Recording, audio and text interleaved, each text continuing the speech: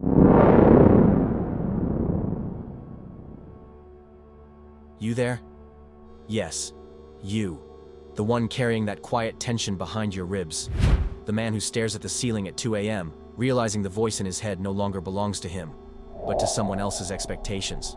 Listen carefully. Seneca would grip your shoulders and whisper through clenched teeth. No man is free if he is ruled by his body. And what is a relationship driven by anxious need, if not another body fused to yours, draining your thoughts until all you're left with is the polite smile you wear in public? Rip it off, let it bleed. That bleeding, it's proof you're still alive. And the solitude that follows, it's the first clean breath of air you've had in years. Seneca lived in the lap of Roman luxury, yet he practiced a fierce detachment. A man's wealth, he believed, wasn't what he owned, but what he could walk away from. Now imagine that truth rumbling through a world addicted to swipes, likes, glances, all begging you to sell off your soul for a drop of digital validation. But Seneca's voice still cuts through that sparkling haze. True strength is having dominion over yourself. Do you? Or do you hand it over? Every time you dilute your words to avoid upsetting her. Every time you suppress your desires to fit inside her fragile comfort zone. Every time you call it compromise, when it's really slow surrender. Picture the single man walking through the crowd. Today, that crowd is your algorithm. Notice how he wears silence like a concealed weapon. No explanations, no masks, no emotional bookkeeping. In his solitude, his thoughts erupt. Wild, clean, untouched. Seneca warned us. The mind grows agitated when buried in noise, and relationships, though sweet in theory, often become generators of static. Arguments about nothing, worries about everything. The aching weight of obligation disguised as romance. But a mind that rests in solitude becomes a blade. It observes. It creates. It imagines futures that burn through the fog. That's why Seneca urged, withdraw into yourself. Surround yourself with those who sharpen you. Uplift those you can raise. He never claimed romantic love was enough. He placed self-mastery and friendship far above passion. Time, the most brutal lender, starts paying you dividends when you're single. Give up the nights you once sacrificed to emotional negotiation, to rituals, to constant reassurance, to endless diplomacy over whose dream deserves more airtime, and replace them with nights of sweat, stillness, and sudden clarity. That's when life leans in. That's when the flame loosens its grip. Seneca reminded us, life isn't short, we just waste most of it. The single man guards his time like treasure. He melts it, shapes it, reforges it into spears, and hurls them at the horizon. But I need love, you plead, as your biology screams for connection. Seneca smiles. He's seen emperors idolized and executed by that same thirst. If you want to be loved, he says, love with wisdom. Wisdom is knowing where the battlefield tilts in your favor. Being single isn't exile, it's elevation. From there, you control your choices, not emotion, not need. Remember life before your calendar was colonized by compromise? Those Saturdays that unfolded like velvet roads into possibility? The single man still owns that map. He wakes without the noose of expectation. He lingers in bookstores until the scent of paper smells like forever. He trains until steel bends to his will. He listens to storms like tribal chants. Seneca wrote, "Virtue is enough for happiness, and so joy isn't found in her eyes. It's forged in the honesty you keep with your own soul." What is virtue? It's ruling yourself, a kingdom no lover can seize. When society tells you that being coupled makes you worthy, Seneca's ghost slams a goblet to the marble floor and growls, "Worth is self-made." Let that sound echo through your chest. Let it fracture the walls of dependency. Let the light of terrifying freedom pour through. It might disorient you, but beside you stands Rome's philosopher giant, nodding in solemn approval. The man who walks alone walks unchained. That's the secret triumph no one wanted you to find. You say you want peace, but you fall asleep curled around chaos. You say you want freedom, but you measure your value in replies, glances, and emotional weather you can't control. Seneca wouldn't pity your pain, he'd mourn your blindness. To be everywhere is to be nowhere, he said. And here you are, scattered across screens, moments, and hollow sorries. You are nowhere, because you don't live in yourself anymore. You've become a role, a stand-in, a man performing his own life for someone else's approval. But the man who stands alone is complete. He belongs only to reason. Seneca didn't hate love. He despised the kind that made you small. Because when a man is single, he stretches. He grows. He becomes fierce, in the best way. But when tangled with the wrong woman, his soul becomes a leased apartment. You can decorate it, but only with things that won't upset the landlord. He watches himself from a distance, muting, editing, shrinking, and calls it growing up. Seneca would have spit that lie into the Tiber.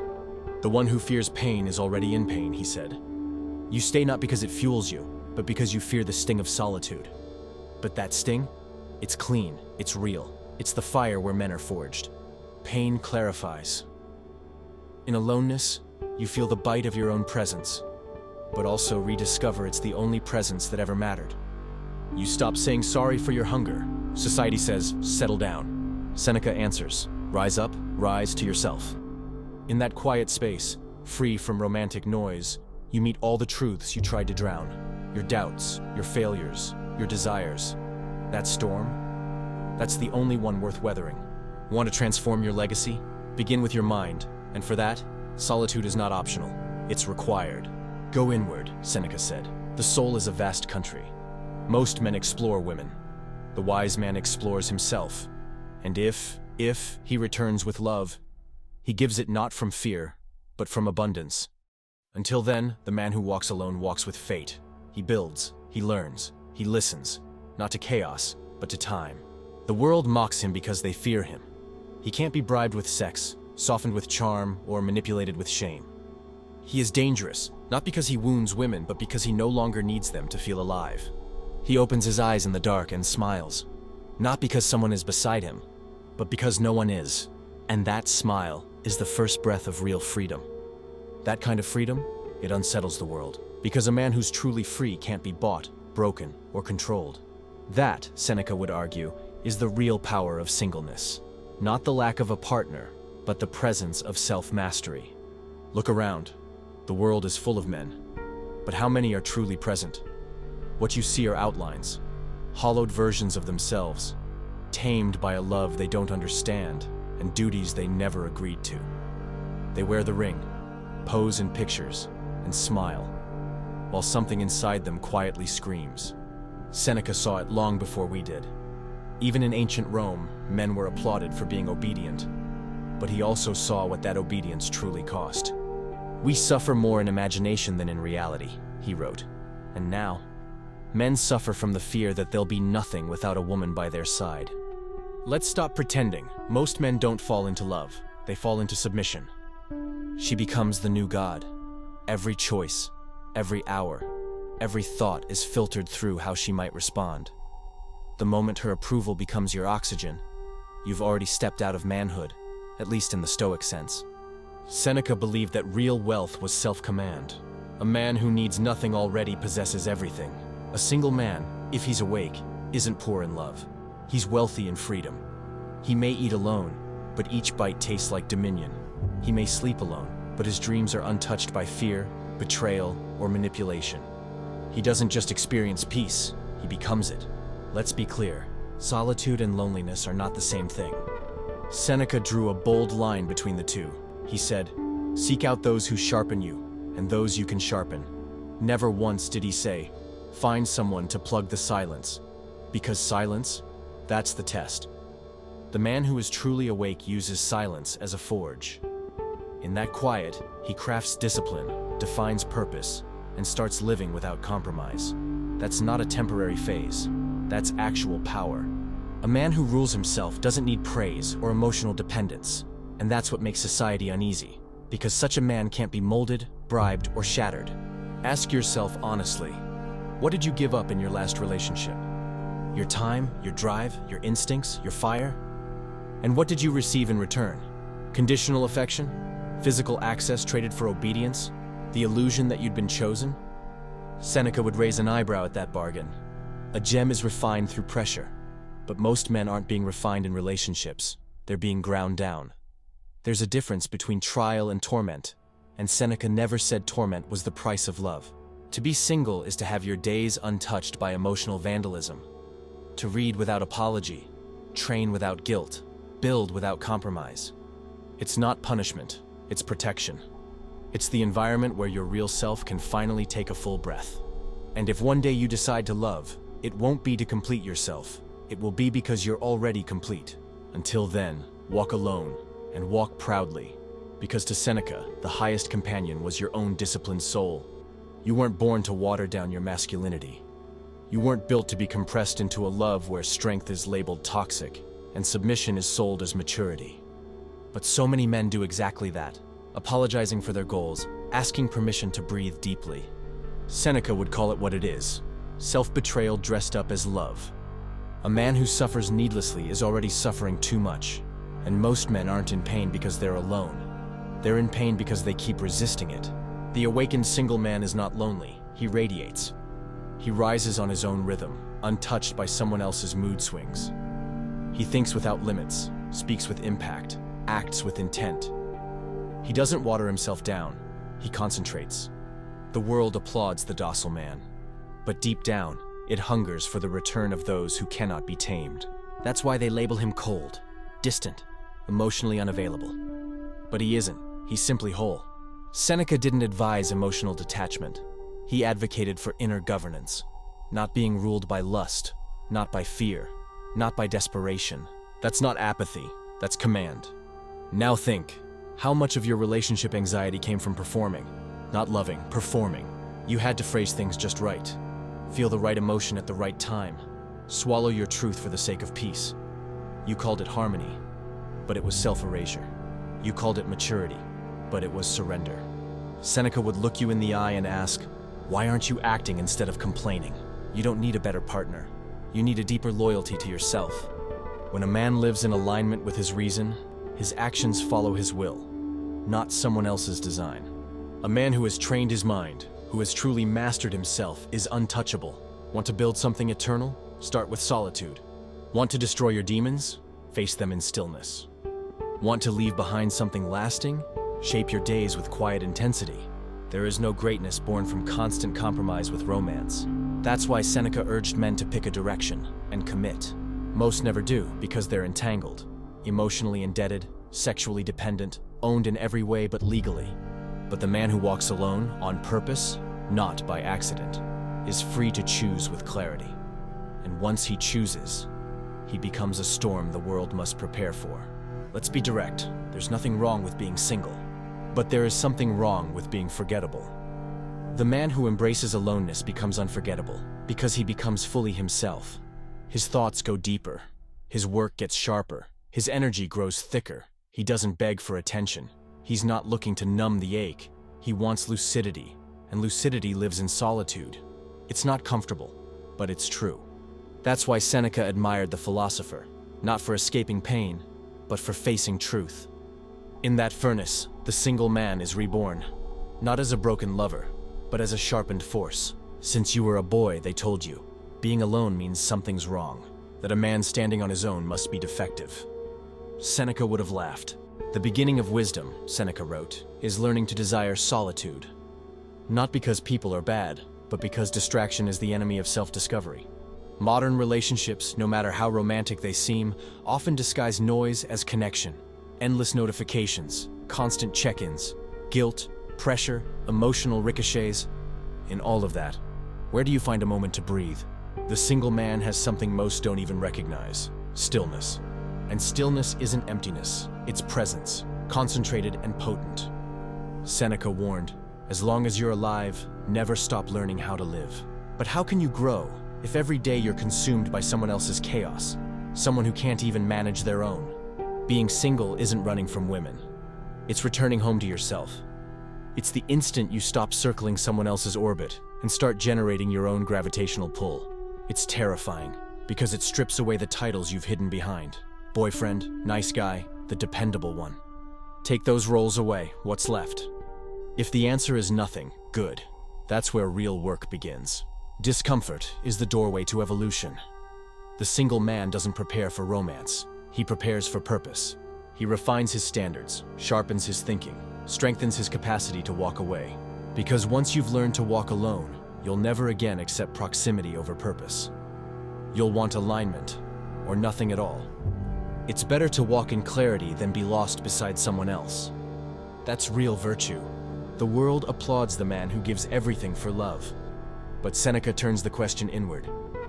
What are you really giving up? Your goals, your clarity, your hunger? All for what? A dynamic that forces you to fold yourself in half? That's not love. That's submission wrapped in silk. You, the man who keeps his thoughts buried, who's forgotten his own fire.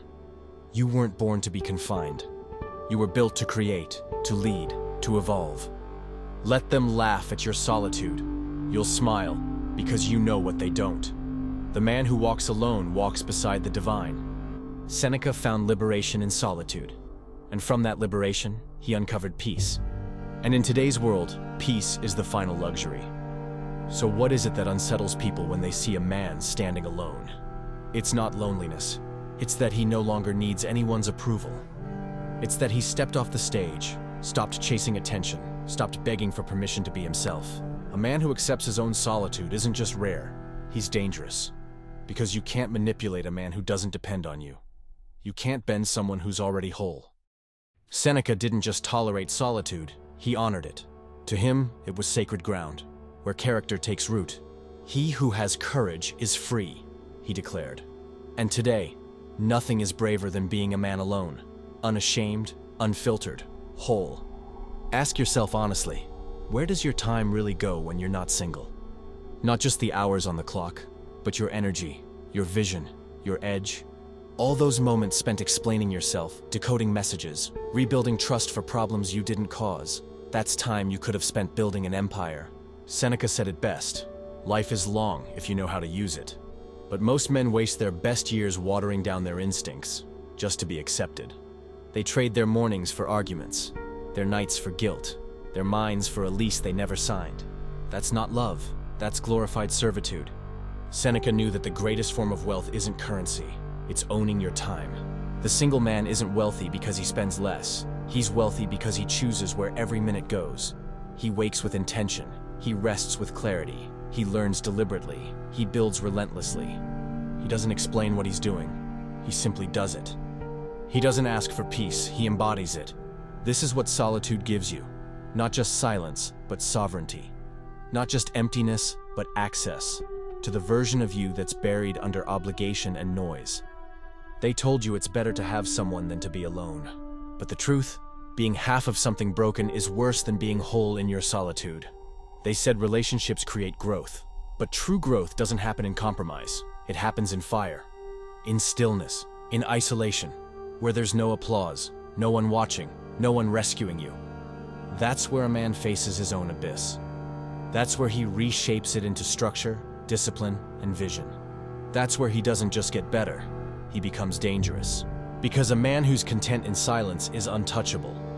Seneca warned that the world will try to distract you, with pleasure, with comfort, with flattery, with escape. But real joy, it's not found in avoiding pain, it's found in rising above it. So look your fear in the face. Don't smother it with hookups or hollow attachments. Face the mirror, not to feel good, but to find direction. Solitude doesn't destroy a man, it reveals who he truly is. It shows you the raw truth, when there's no one to impress, no script to follow. And once you've tasted that self-honesty, the idea of shrinking for love again will make you sick. So let them misread you. Let them say you're too cold, too intense, too self-contained. You'll smile not with arrogance, but with calm. You'll finally understand what Seneca meant by tranquillitas animi, a soul at rest. You don't crave drama to feel alive anymore. You don't need a partner to feel worthy, because now, for the first time, you are writing your own story, and you're writing it in fire. You weren't born to waste away in the waiting room of someone else's indecision, yet that's exactly where most men live.